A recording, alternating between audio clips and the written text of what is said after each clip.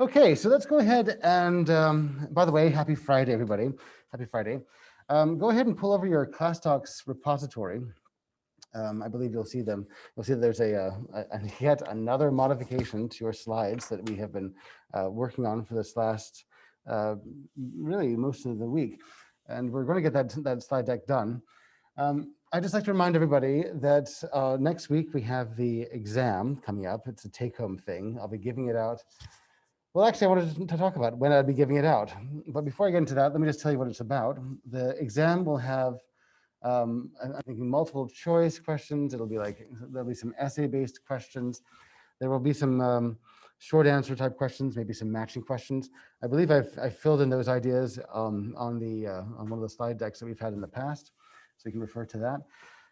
But it's going to be given out on Sakai. It's going to be like a take-home. Obviously, it's going to be a take-home exam. It's not going to be in person. But you're going to have a whole bunch of time to fill it out. You're going to have a whole bunch of time to do this. And so what I'm thinking is this. I'm thinking that since it's going to be, next week is spring break and there's a bunch of other interruptions happening, I thought what I would do is, rather than covering any new material on Monday, we'll just cancel class and I will just give out the exam at the start of class, and then you'll have until, I think, Wednesday, sometime in the evening, whenever it is, to turn it in. I'll just say Wednesday at maybe, well, anytime Wednesday, before midnight.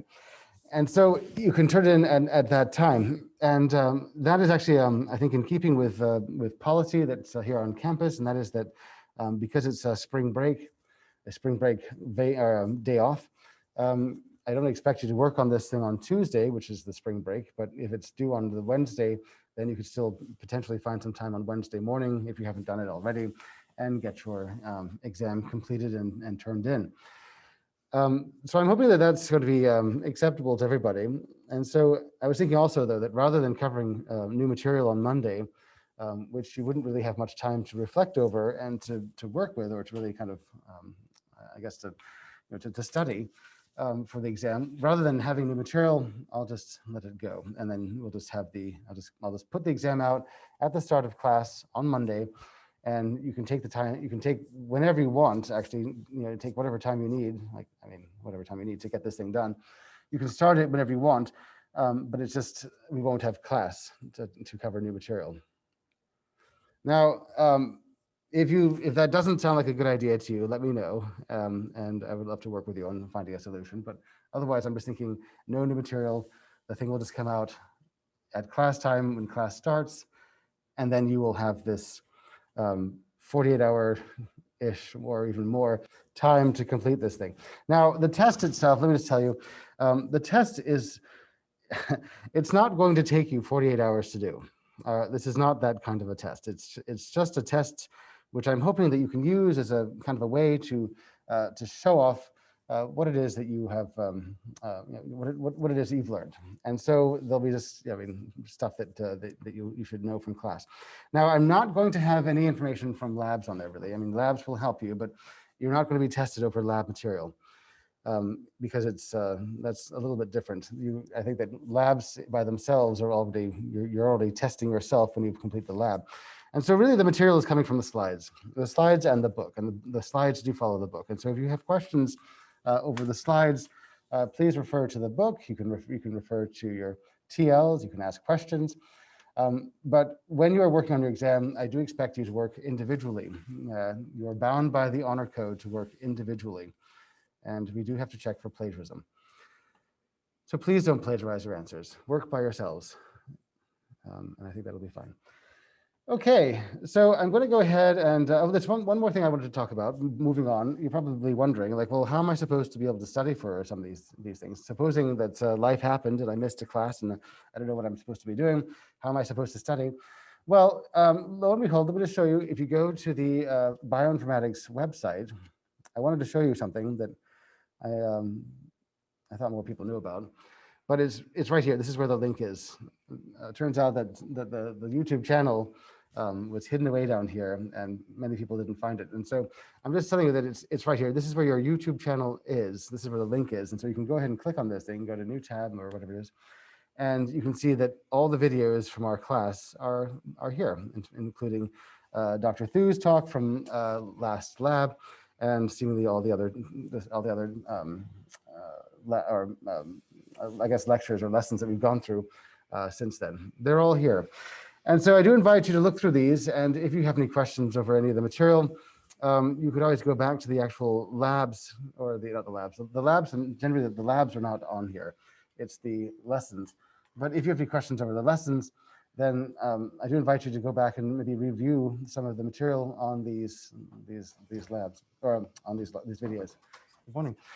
Okay, but still, I think that it's all right there. And so if you have any questions over any of this stuff here, please let me know. As you know, I can be reached on Slack, which is an important tool that we use here, and I think that it's actually quite helpful.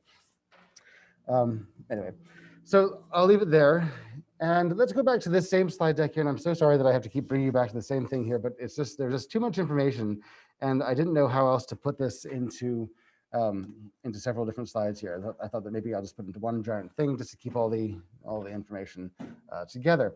And so I'm going to go to basically where we ended up. As you remember, we were talking about using BLAST to work with, this is DNA. We're basically comparing a sequence of DNA to all known pieces of DNA and saying, aha, this is interesting. There's a piece in my DNA which is actually common to a piece of DNA from some organism which was discovered in some other geographic region. I wonder whether maybe if there's some study waiting to happen to find out why those regions are common. Or, for instance, we were able to use BLAST to determine whether there's horizontal gene transfer. In fact, in this over here, we're looking at the ERM, the ERM-B, look at the B variety of this gene that produces some kind of I guess it makes the therapeutics not work any longer, so it's a resistance. And this study here was about whether this particular gene came from another organism, because we know that this gene does not come from the organism where we found it. And so we were suggesting that maybe it was horizontal gene transfer that was coming from another bacteria. As Dr. Thu said in her talk, I asked a question about horizontal gene transfer, and she says that in her studies and in her to her knowledge, horizontal gene transfer is actually a bigger thing. It's a bigger piece of it's more of a thing that applies to bacteria. Although you may find it in other organisms, it's primarily used in bacteria as a study point. And by that I mean it's bacteria tend to mix together, and they tend to share their genetics fairly regularly, just by the nature of their I guess their bodies, their single cell nature. But for organisms that are bigger, I mean, for instance, a lion and a leopard might find it difficult to have horizontal gene transfer, because they're surrounded by skin, and they don't have the same kinds of, they're not one cell that's floating around, and the DNA would probably not be able to move from a lion to a leopard very simply. So horizontal gene transfer tends to come from bacteria, which is actually a very good point. These are actually something very, very important. Please take note of these scores. All of these scores that we talked about in BLAST, you can see them at the tops of these columns here, but all of these scores really have something to do with the how similar sequences are one to the other. This is really the one that I look at. I look at this e-value, and I look at the query coverage. The query coverage is basically just saying how much of the code is common, like just base per base. But it's the e-value, though, which is different, and that is saying that statistics of the length of this sequence, and because of the way that we found so much of it between these two different organisms, it could not have been chance that left those two sequences there. And the longer the sequences are, the less likely it was that chance was involved. And so it was probably just a direct copy of it. It's like a super long piece of gene code, which is very, very similar in two different organisms. If you have two different organisms and they both apparently have the same gene, and it's almost exactly the same, like almost a verbatim copy, then the e-value would say they're just too long, and they're too unusual it's too unusual to have this as random. But also the e-value does incorporate probability theory, where it's actually looking at some of the bases and saying, well, these bases tend to be found together in nature, and so it doesn't appear that those are random bases. It's like they appear to be they appear to want to be there, and so that doesn't suggest randomness. Anyway, so I'm going to move on now. We have some other things here, and so this is like our this is another very important point that we made, and that is that because we find that over 95 or 95% and up similarity existed between the genes, that means that 95% of the gene code was common. That suggests that it must have been something like horizontal. Well, not that it must have been, but we could make a very strong point that horizontal gene transfer is a good hypothesis to explain that. When I say it's I mean, how can I say that it isn't exactly horizontal gene transfer? How do we know that it isn't? Well, the thing is, though, that we can only make hypotheses in bioinformatics, and so it's difficult to say with any real certainty that some theories. And so you can only just really come up with kind of theories and then test those theories and then determine whether those theories are any good. Anyway, then we had an activity 7 here. I'm thinking that toward the end of class here, we'll have some time to, in fact, maybe we should, let me just get a pulse here. Would anyone like to actually go over activity 7 in class? Just because we have some time here, I can show you, let's see if I can find it here. Where is that? Oops, hang on. Hang on a second here. Let's see if I can pull up the documents directly.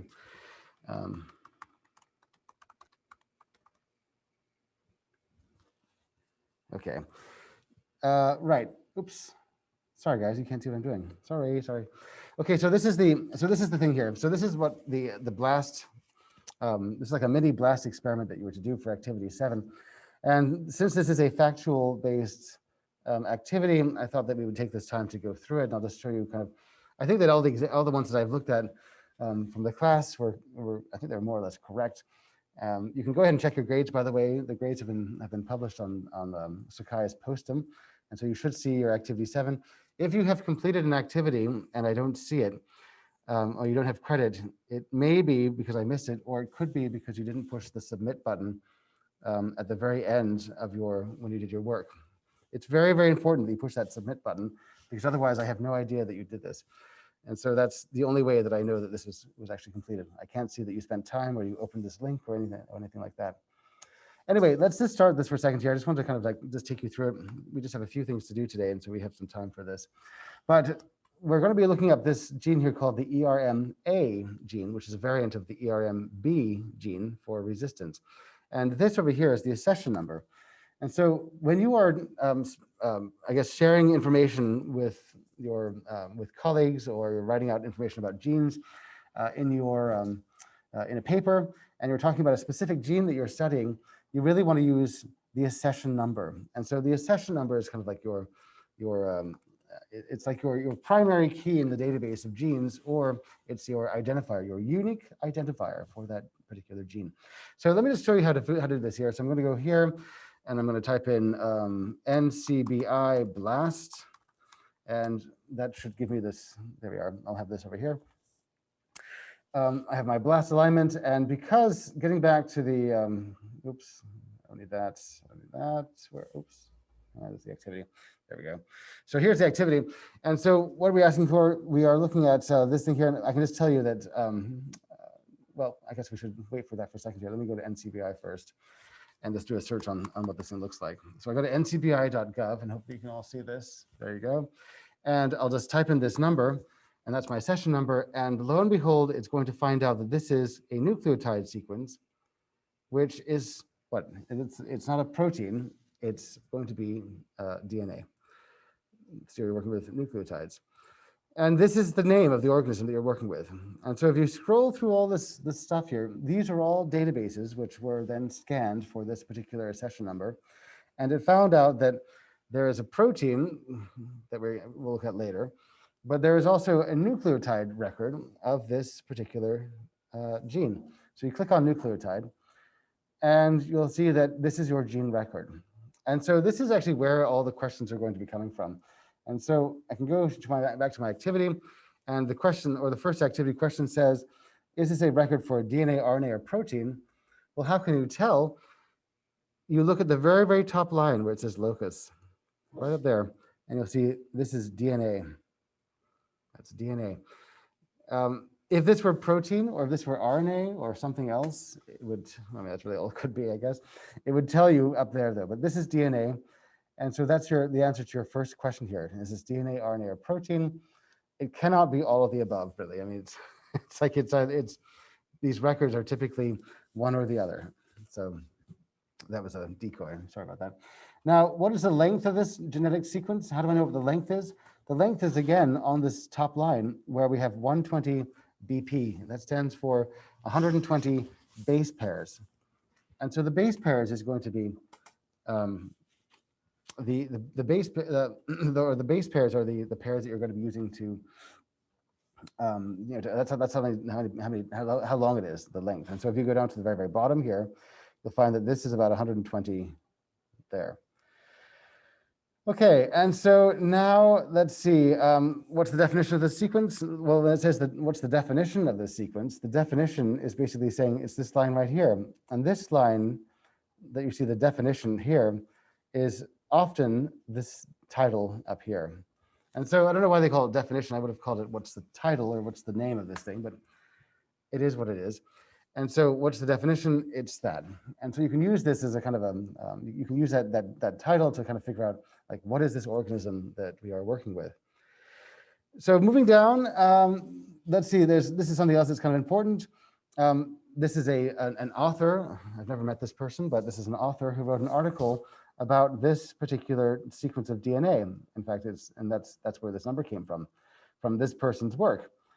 So Moose Savian and his team, or her team, put together a paper, and their paper can be found. In fact, there's a name right here, and the paper that they put together is right here. And so this paper is the justification that this organism DNA has been collected correctly and has been put together correctly, and everything is done right. That means you know that it's DNA, you know that it's 120 bases, you know that it's linear, you know where it's come from.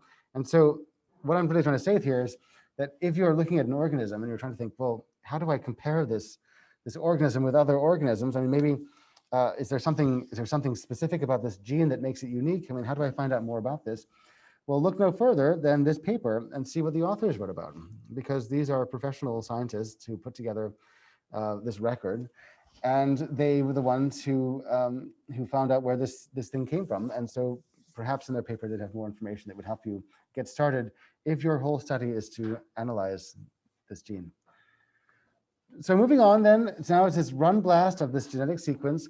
What is the accession number of the first sequence that turns up in the results from BLAST? So I'm going to go back here, and how do I run BLAST on this thing here? Well, it's going to be right up here. You're looking like right here at this BLAST, and you go ahead and just run this. And it may take some time to run this, but hopefully it won't. It's kind of hard to say. Now, when you're using DNA, you're going to be using BLAST-N up here at the top, if you can see where I am here. But BLAST-N, what BLAST-N means is BLAST nucleotide. Today, we're going to be using BLAST-P at the end of class, which is BLAST for protein. And so you have a bunch of other types of BLAST here that we haven't talked about yet. But BLAST-N is certainly for DNA, and you can also use it for RNA. So what I'm going to do is I just go ahead and leave this thing the way it is. I'm not going to change any of the settings. I'll leave them as they are. It should be the nucleotide collection, which makes sense because nucleotides, and we're looking at BLAST-N, so this is also a nucleotide sequence. And so really this is saying, look up all the other sequences of DNA and compare that. Then I'm just going to push this BLAST.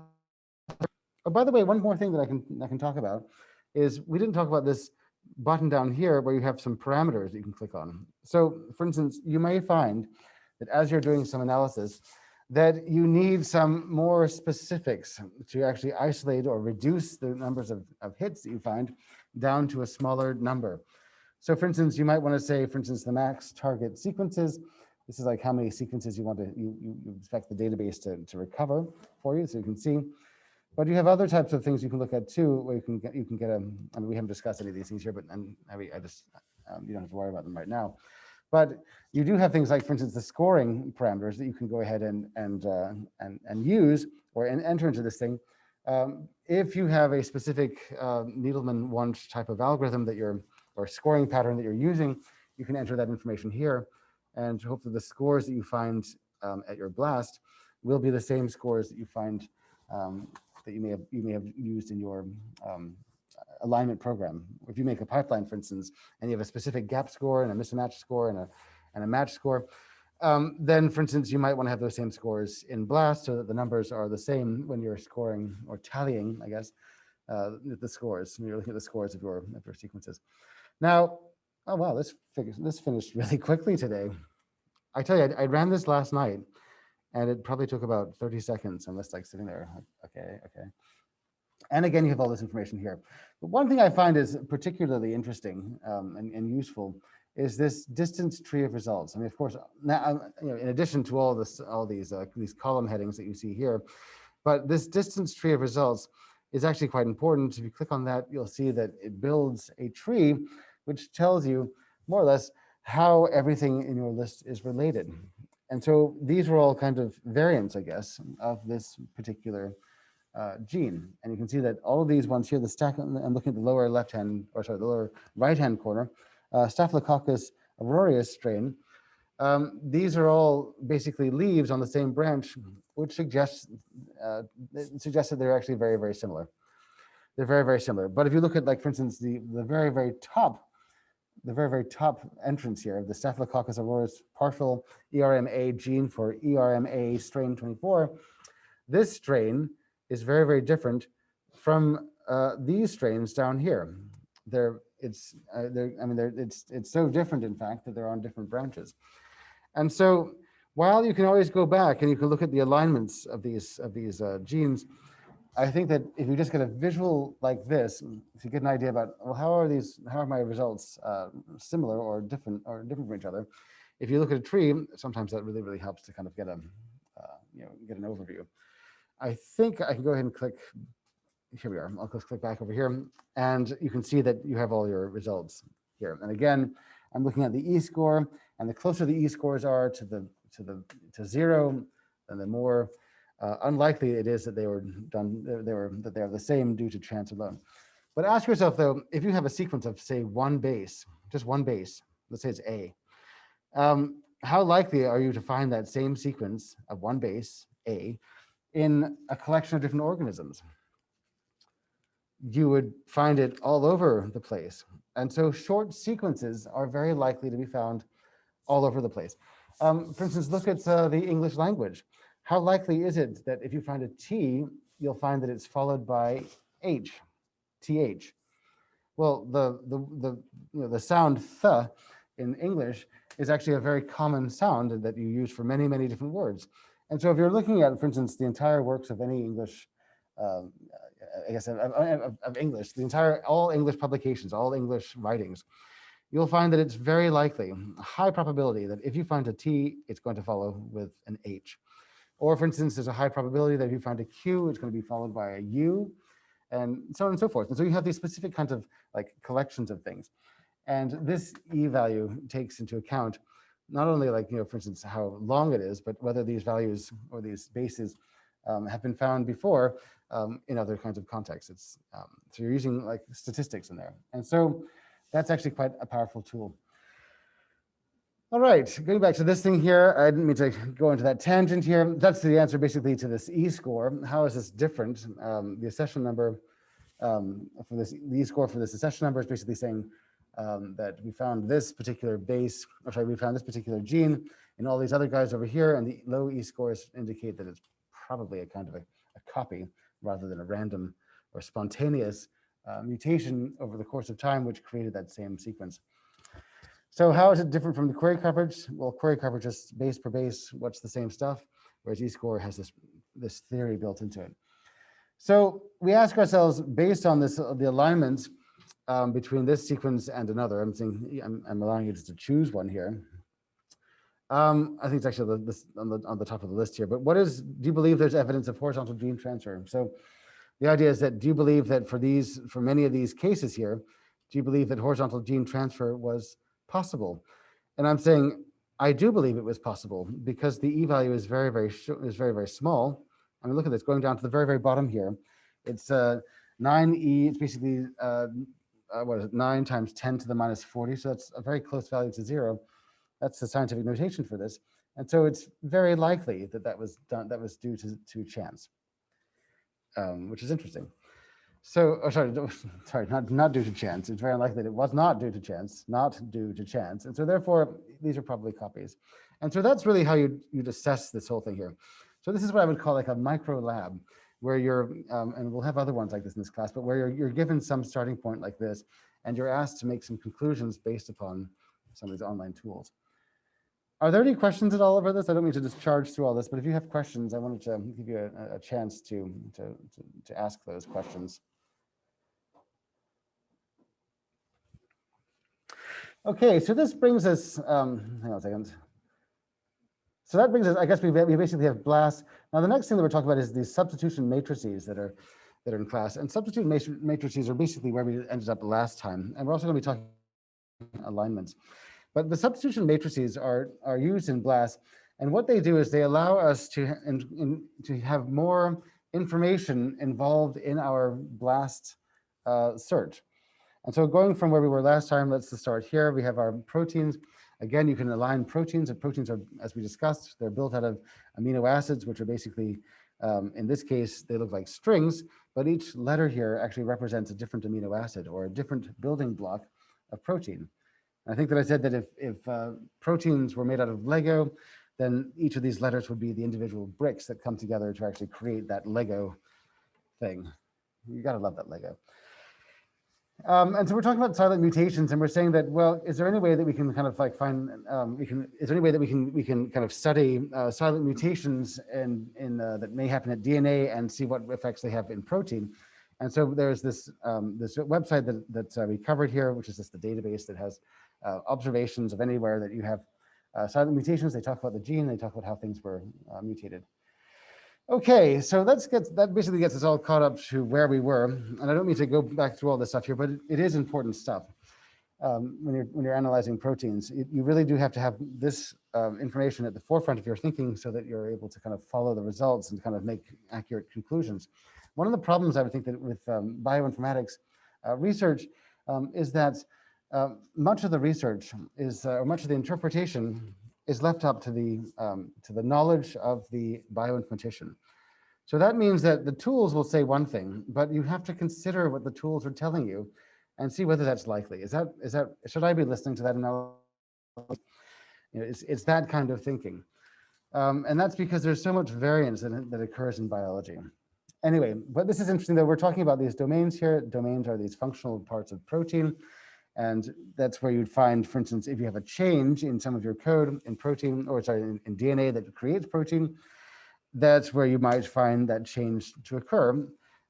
If the protein suddenly stops working, you'd find it in the domain, like something has happened to the actual functional part of the protein, which makes things work.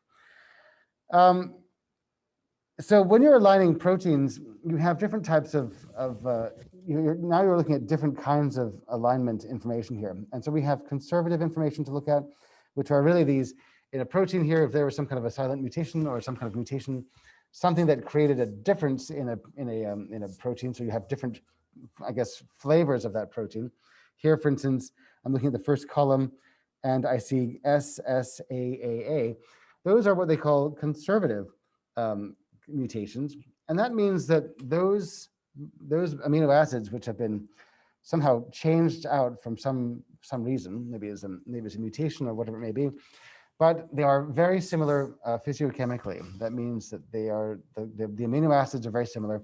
They're not necessarily going to get the protein into trouble. And in fact, you can see that the protein has survived in spite of these mutations. And so that is your conservative. Your semi-conservative is where you, for instance, you have your proteins, they do sustain a change, like over here, for instance. I can get to that. These AVA right here in the middle that I'm looking at, while that is a different type of, while that's a different protein, in most situations, it's not going to upset or kill the organism. And so we say that semi-conserved. In some situations, it would be lethal, but in other situations, it's not. For example, the gene that allows certain organisms to tolerate extreme temperatures, like the geysers in forest, or in Yellowstone Forest, or Yellowstone Park, rather, you have bacteria that actually lives in some of those hot springs, and if that protein which allows them to survive were somehow impacted by the heat because of a mutation, if that were a non-conservative mutation, then they perhaps wouldn't survive there, but they'd be able to survive in other areas. Then we have, for instance, the non-conservative mutation or alteration, substitution, I guess I should say, substitution. But that non-conservative is like at the end here, where P, P, T, P, P, well, that's thought to be many times lethal for the organism. That means that it shows up and the organisms are somehow impacted in some severe sense. And so you have this new vocabulary to use when you're describing the differences between different amino acid sequences. And this is just a picture of what the amino acids themselves look like, the chemical pieces. You have, I think there's, how many are there? 1, 2, 3, 4, 5 in this? 5 by 4, there are 20. So there's 20 functional amino acids, and then I think there's 3 stops, and then there's 1 start amino acids. And so basically what this is like these are other chemical compounds that say, this is the beginning of the protein, and this is the end of the protein. And you have to have those encoded in DNA so that when you're creating, when the ribosome is actually creating the protein from the messenger RNA, as we saw in those videos, it needs to have some kind of start and a stopping point. Now, cancer, by the way, cancer is where there is no stop. It just says, keep producing protein no matter what. Keep doing it no matter what. It's actually very dangerous if you don't stop making protein, because then all of your resources go into making that protein, and other proteins in the area start getting stifled and they start dying because maybe there's not enough room. I mean, it's lethal if everyone has lunch, but it's lethal if you continually eat lunch from lunchtime to dinner time without stopping. I mean, you'll just explode. And so that's a problem that can happen without having a kind of a stopping mechanism. But anyway, this is really where we began, where we're kind of finishing up here. We have the similarity of these amino acid components. That means that if you look at these components right here, you'll find that actually chemically there are some common features. For instance, you may find that some of them are polar and some of them are non-polar. Some of them are, you might find that multiple ones are polar and multiple ones are non-polar. And so maybe getting back to this semi-conservative change out here, the substitution, maybe, for instance, that the reason why this protein has been able to function is simply because the protein that was substituted out, or sorry, the amino acid that was substituted out, was actually replaced by another amino acid which had the same, it was also polar, or maybe it was also non-polar like the one that was before it. There's also hydrophobic and hydrophilic, that's water loving and afraid of water. That's, whether it's an oil-based, I guess like oil, how it rejects water. Water doesn't mix with oil. That's hydrophobic. Hydrophilic is where if it bonds with water molecules. We also have, if you can believe it, electric charges that exist in proteins. You have positive electrical charges and you have negative electrical charges. And also you can even categorize these individual protein amino acids as basic and acidic. And so maybe if you look at these similarities, maybe if you substitute one amino acid for another amino acid, and it just happens to be that the substitution, the original one was polar, it was also hydrophobic, it had a positive electric charge, and it was also basic. It just so happens to be that substitution also substituted in another molecule that was also polar, also hydrophobic, also positive in electric charge, and also basic. It might be that that's not going to kill the protein, or that's not going to prevent the protein from functioning. So maybe that's still okay. And so that's kind of how these substitutions work. Of course, each substitution requires a study, and so you have to be sure to know what's going on. But one thing that I mentioned, and even though I said intimately connected here many times here, but I don't think I said enough, but basically the function of a protein is intimately connected to its shape. So like what it looks like is exactly what it can do. It's like the form and function factor. So how the protein has been folded is really what its function is. And you'll find that there are many disorders as you study, if you're going into like therapeutics, you're studying drug discovery, as they call it, where you're looking for ways of producing some kind of a new, well, vaccine, for instance, or maybe you're discovering a new something that works with like it works like ampicillin or penicillin, but it's not those because people are allergic to those. But if you're trying to discover some new therapeutic, you really have to go and look at the shape of the proteins that you're going to be working with in the body, because those proteins might be built in such a way, in such a tightly packed mesh, if you will, that your therapeutic molecule, which is just enormous, will never get to where it's supposed to go. It will always get tangled up in these other proteins which are surrounding the cell or surrounding the receptor where it's supposed to go. And so you really have to look at the shape of this function of this protein to figure out what the function is. And that's especially important when you're doing drug discovery or therapeutics. Anyway, but this is where we begin to talk about things. We're quantifying these. We're quantifying our amino acids now, not just by shape though, but by their physiochemical properties. And so this is kind of a table that's been put together. In fact, you can find a table that's similar to this for every single amino acid. This is a measurement for D, for instance. For D, for instance, you're saying your hydrophobicity is minus 30 or 3.5. It's an amino acid. It has some hydrophobicity. Oh, sorry, it's not. That's not yes. It's saying that this is your hydrophobicity table. And so it's basically it's just going through and measuring out all these hydrophobicity numbers. And these have all been found experimentally. And so there's tables for each of these, for measurements of each of these types of qualities in your amino acids. And so you'd use that, again, to figure out, I remember what we're doing here. We're trying to figure out how similar is this protein from that protein. And we're saying, okay, well, we're looking at the actual protein amino acids themselves. And we see that the amino acids as strings don't always line up. But we could still make a point saying, well, actually, they're not so different after all, though, because the hydrophobicity of the pieces that don't line up in our alignments for protein sequences still have similar levels of hydrophobicity. So there's one thing. And then we also have other tables for instance, polar, non-polar. You might say that even though, again, in my alignment, I see that there are parts of my sequences that don't align, but actually the stuff that doesn't align, same polar, it still has the same electric charge. It still has the same basic scores. And so it's not like they're, I mean, yes, they are different, and a text parser would say they're not the same at all, but actually biologically or functionally, they are still able to function. They're still similar. And so we have this, in fact, I'll move on to here. We have this this new system of analyzing our proteins, where we're looking now at no, it's not this. We're basically looking at determining whether two different proteins are similar based upon types of scores. Again, we're using scores just as we did before when we were working with this global pairwise alignment, but now our scoring is involving, you'll notice this thing from information theory, but this is actually a kind of a probability-based approach to determining, well, here's they are different, but actually it's not so different.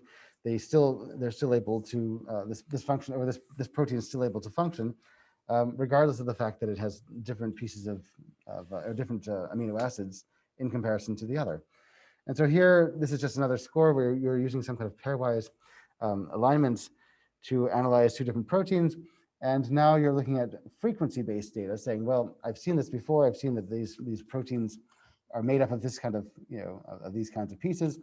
And so therefore, maybe that's not a bad thing at all. Maybe the substitution is actually quite similar, and maybe it makes the similar. Maybe the substitution, while it's a different amino acid, it makes the protein still similar in some sense. And so you'd use a formula like this, where you're really looking at the probability of the mutation, replacing amino acid I with another one, the probability of replacing one amino acid with another, which is right here, which is M, over the frequency of the amino acid J in a large set of sequences. So really you're saying, how many times have I seen it replaced here?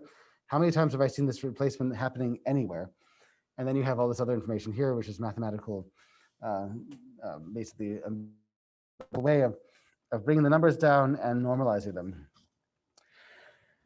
When this, so no, actually, if you're doing the log here, I think it makes big numbers little or smaller and smaller numbers bigger, so it kind of puts everything together, so that's how the normalization system works. Anyway, though, but this is actually a system, though, that collects a score, and the score is really saying that even though that when I'm running my alignments here, I see that there are certain things that don't align. It doesn't mean that these proteins are so different, because let's just say that when I calculate the score for certain amino acids, I might find, for instance, that this calculation for that column comes up to 1, so therefore it's greater than 1, so therefore I'll say, well, actually, you know what? This is evolutionarily conserved. That means that, yes, they are different, but functionally they're not that different. These are the same types of proteins. And so this is a different, actually, I'll say this is actually a very different approach to how we were working with DNA. With DNA, it's just like, here's the sequences. Yes, they're different, or no, they're not different. And if they're different, how many bases make them different. But whereas here, though, we're saying that even though they may have different amino acids, we're still saying that they're similar. And so it's kind of a strange departure from what we were looking at before. And so that's why we're looking at all these. Now, for instance, if you calculate this formula and you find that it's less than 1, then you might find that this is such an unusual thing to find in nature. The score comes out as less than 1. Therefore, this is probably not beneficial for the gene to have this particular substitution.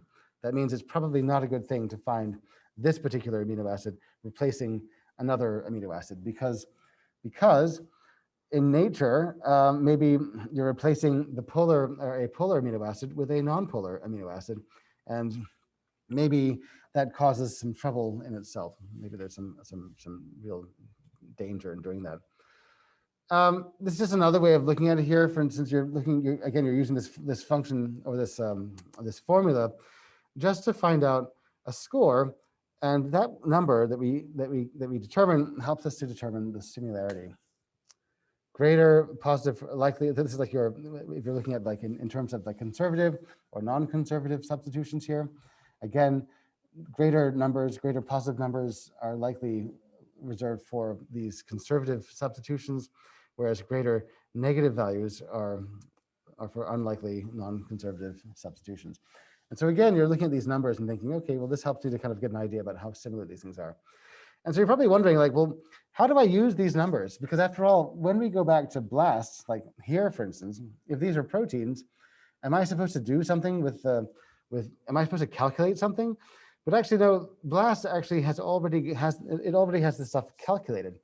And these calculations fit into what's called the PAM matrix. And the PAM matrix, I'll just give you an idea what this is. It's this. The PAM matrix is taking into account this particular equation here, this log equation, and perhaps some other details too. And it puts it into this giant this giant matrix. And so the idea is that when you look at, for instance, let's just say here, alanine, which is the very first one here, ALA. Alanine substituted with itself has a score of 2. You kind of have to you have to look up the substitution that you're looking for. Let's say let's look at methionine here. Methionine is this M right here. Methionine here, and methionine, there's a score of methionine when if you find that a methionine has some kind of substitution with, for instance, let's see what can I do down here. There's the other one here. With R, for instance, that's the second one in the column here. So methionine and R has a score of -2, which suggests that that's not a good substitution to have, or even go what is this, phenylalanine, I guess it is. If we find that there's a phenylalanine which is substituted with an R, which I think is up here, second column, you find that it's -4, and so that's saying that's probably not it's not always beneficial for the organism. And so these scores actually do come out of over here. This is saying that greater positive likely for conservative substitutions. If it's a greater negative, it's unlikely. It's like a non-conservative substitution here. So you're saying that it's probably, if you have too many of these negative numbers, it appears that it's saying that your organism could have some problems. Now, there's a lot of negative numbers here. And so that actually things kind of do fit together in a very special way when you're building a protein. But you can still find those cases for instance, this his right here, H. When H is replaced by, I'll just say, actually, I'll look at the second column here, R, I always pick on R, I find that there's a 2. And so it doesn't suggest really that that's necessarily a dangerous type of substitution. I mean, it suggests, according to this data, and of course you have to test this, you always have to test things, but it suggests that it's okay. It's not going to, I mean, it's not necessarily going to kill it. It could be higher. You can see that the numbers for themselves, like if you have A substitute with A, you get 2. If you have R substitute with R, you get 5. If you have ASN, or N as it's called, substitute with itself is 3. And so you can see that these numbers are generally, going down the list here, they're positive big numbers, which suggests that that's what the protein likes. The protein likes to have substitutions where if you look them up on this table, they are big positive numbers. And if they're negative, that might mean that there's some kind of implication that's, that might be some danger that's going to happen to the protein. So we call these the PAM matrices. And PAM stands for the point accepted mutation. And so there's a number of different types of PAM matrices out there. And you'll find that they're all built into BLAST. And so if you're using BLAST, it's built in there. But there's a kind of rule of thumb, and there's different ones. There's PAM1, PAM80, PAM120, PAM250. What are these numbers? Like, how do I know how to read these things? Well, the bigger the number, the less similar you believe those protein sequences to be. So, for instance, if I am doing a comparison between proteins, which I know as a bioinformatician to be completely different, then I would probably reach for a PAM matrix which has a bigger number. Because here's a protein that has this function in this organism, and it has a completely different function in a different organism. Maybe, for instance, there is something that's, I mean, maybe there's something going on. Maybe there's, maybe these, by some chance, there's something similar. But what I'm suggesting, though, is that maybe there's something going on where, for instance, you can't actually compare these sequences in a very easy way. So anyway, there's that. And so what I'm saying is that when you have bigger numbers, it means that you are suggesting that the proteins are more divergent, or there is less similarity between them. Now, if I'm using proteins which I know to be similar, I'd probably reach for a smaller number. And so that means that I know these proteins are all basically have something to do with receptors on cells, and maybe they're receptors on the same cell. Maybe, for instance, these proteins are, I mean, they're different types, they're different organism cells, but they're all serving the same function. I know that function to be the same. Maybe I'd reach for a smaller value. But there's the thing is, we don't do too much about PAM type matrices anymore, because now we have, that's a kind of an old tech system here. We have a new type of matrix system here called the Blosum. And Blosum is a little bit different, and that is that it incorporates more probability theory into a table that looks exactly like this. So the Blosum actually takes into account more information about, where is it? About these types of features here. So that's actually quite important. And so you have this, you're basically kind of saying, well, how similar are these proteins? Well, they're not similar if you look at them, but actually how they behave and how they function, very similar. And that is information you'd find from this Blosum here. Let me just see. There's a yeah, and the rule of thumb is the same. So the higher the number of the Blosum, like for instance, you'll find that there's Blosum 90, 80, 60, 52, 45. These numbers mean things. But the thing is, for instance, you'll see that for general use, you'd probably reach for Blosum 62, which I think is the default on most softwares that you'd use online. But if you think that your species are very similar, they're related to each other in some way, and you know this to be true, then you want to use like this number 80 here. It's a little bit weird here. So again, in this table here, you have Blosum 80 on the less divergent side, and then you have Blosum 45 on the more divergent side. I wish they could just put up rather than having a number there, I wish they just have like some kind of a word that just tells you like how to use this thing, like maybe Blosum less divergent or Blosum more divergent, and that would be how you would know to use how you know which Blosum to use. But typically, though, whenever I'm using, when I do my BLAST searches, I just reach for Blosum 62, which is your general use, kind of like your one size fits all type of matrix. So again, what it does, though, it's a scoring matrix, which means that it's going through, not just looking at, and it looks at the alignments, and if the alignments are different in your proteins, then it uses that matrix that we discussed up here to determine, well, how different really are they, or in terms of functionality, in terms of their physiochemical properties. And so that's what these matrices actually do. And so here's just some interesting, something interesting you can read about here. This is some interesting factoids. But they're used for scoring all possible residue pair alignments. I'll just read this. Different substitution matrices are for detecting similarities according to degrees of divergence. And so divergence, similarity, how much similarity do I expect to find between these things here, between my sequences or my organisms?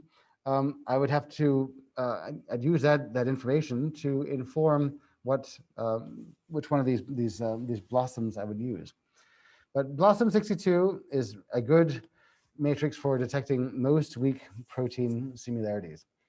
So in general, it works. The other ones you might find are important for working with organisms which live in extreme environments, or maybe they're organisms that you know to be different. You must, I mean, what I'm saying is you should typically have some reason why you're choosing the Blosum that's not 62. If you're choosing, for instance, Blosum 45 or Blosum 90, you would probably have a reason to do that. Otherwise, you just leave it at 62.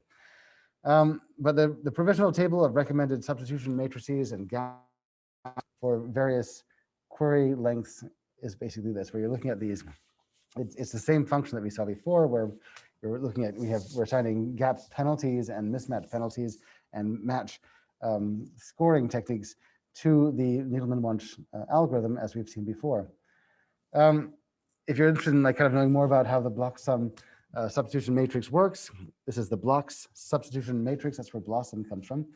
It basically works with, as before with the PAM matrix. We saw that crazy looking log function, which is 10 log, and then there's that fraction. This is a kind of an updated probability function that's used for this particular matrix, where P is a probability of J replacing I, so we've seen that before. Q and QI and QJ, those are the two different amino acids. The I is going out and the J is coming in. Basically, it's the probability of finding the amino acids I and J in any protein sequence. And then we have this lambda, which is the scaling factor. And we would use that to kind of determine whether the, well, you might find that the numbers are just too small or too big for, I mean, that's basically what it does. You might find the numbers are just too small or too big for specific types of calculations, and so you need to change them or add weights to them to make them actually play a bigger role in your particular research. So it's a scaling factor set such that the matrix contains easily computable integer values. Otherwise, you might find these values are just too small, and by the way that some calculations are done on some machines, you might find that you're rounding, and that rounding action in numbers actually removes a big portion of what that weight. It's like you don't want to round there because I mean, if you have like 0.00001, your basic computer program might round it up to 0 or round it down to 0. And so you have the scalar on there so that that doesn't happen. Now, this is something we've seen before. This is the Needleman-Wunsch algorithm. We've gone through all this stuff before, where we had this score, the scoring, the gap penalty, and for the vertical move, the horizontal move, we're basically looking at gaps for those. And then we have the diagonal, which is where we worry about the mismatch score. But when you use these substitution matrices, when you're working with proteins, the algorithm is exactly the same, except now you're working with this matrix. So in other words, looking at over here, we had a mass or a mismatch score. Well, instead of actually going to that score, you go back to a matrix which looks exactly like this, and you'll say, okay, well, I'm working with arginine here and arginine with alanine. I find that substitution, I find that that number is minus 1. So I'll say that this substitution, or sorry, this mismatch is a score of -1. It's a penalty of -1. And so you're just using these numbers instead of one number fits all in your when you're establishing your alignment. And that's for when you're working with diagonal things, diagonal, like if you're working with the diagonal calculation. So I thought we're basically done with this these slides now. I thought what we do is just spend some time kind of like just working through some blasting of our own. We have 4 minutes left, and so I just wanted to kind of show you kind of like how you can use, how you can have this, use this algorithm in BLAST, and to give you an idea about what BLAST is doing. So let me go back to BLAST again. I'm going to go to NCBI, I think you can all see this. And I'll type in this protein here called SIRT1, which is something I used to work with when I was in grad school. But if you type in SIRT1 here, it's like it's a protein which is very common in many different organisms. I'm going to go to protein over here. And in fact, you can follow the slides here and you can kind of see what I'm doing. So if you're, this is actually interesting. When I put these slides together just the other night, there were 6,651 proteins available. But let me just show you something here. Now, well, this is a creepy number. There's 6,666 proteins. Dun, dun, dun. And so it shows me that because this number has changed, somebody's working to add more protein to this database. And so the data is always going to be changing, which is just extraordinary. It's actually kind of exciting though, because you'll look one night and find that there's this many matches, and the next night you find that there's more. I don't think you'll ever find that, I mean, we'll find that it's less sometimes, and that's because some research group has changed the way that how they've organized their proteins, but it typically happens where you'll find more. So I'm going to go ahead and just click on the second one here. This is Mutations. I'll go ahead and click on that particular cert record.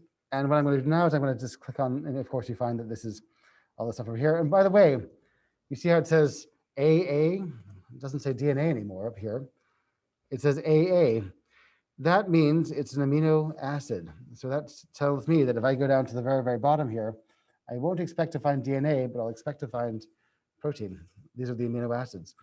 And of course, all the other information is the same. We get the source. You find out the organism where it came from, which is this Mutations, Corsus, whatever it is. And then you find, for instance, the authors of a paper that they, whoever it is who put this together.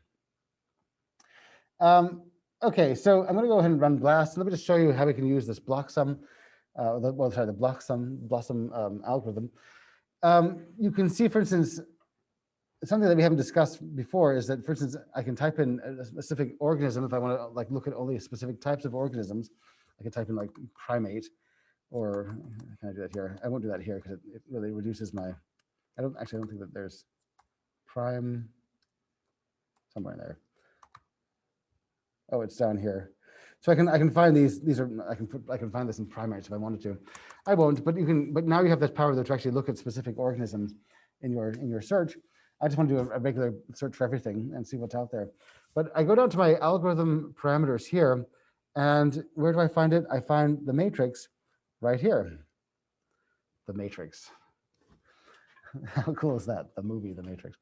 So now I can just go ahead and choose whichever score. I'll still use PAM if I want, but I can use this Blosum and say, okay, well, give me the give me my alignment according to Blosum 90. And so I'll just go ahead and just run this quickly in the interest of time.